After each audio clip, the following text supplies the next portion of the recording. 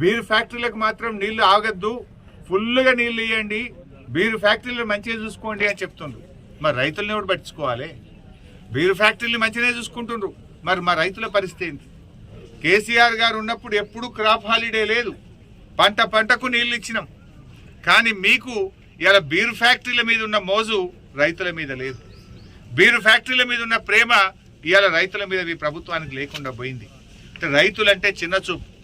రైతులకు ఎరువులు దొరికాయి, రైతులకు బోనస్ పైసలు పడాయి, రైతులకు రైతు భరోసా రాదు, రైతులకు బీర్ ఫ్యాక్టరీలకు నీళ్ళు ఇచ్చి రైతుల పంటలు ఎండబెడతారు. ఇదేనా రైతుల మీద మీకున్న ప్రేమ?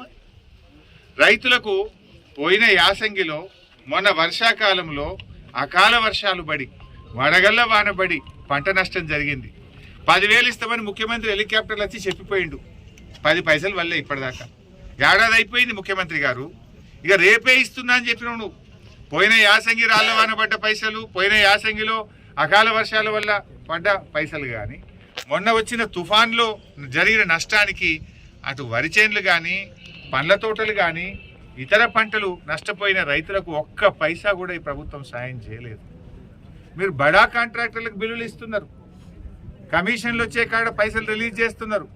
రైతులంటేనే మీకు ఎందుకు అంత మొండి చేయి చూపుతున్నారు? రైతుల మీద ఎందుకంత నిర్లక్ష్యమో అని నేను అడుగుతా ఉన్నా.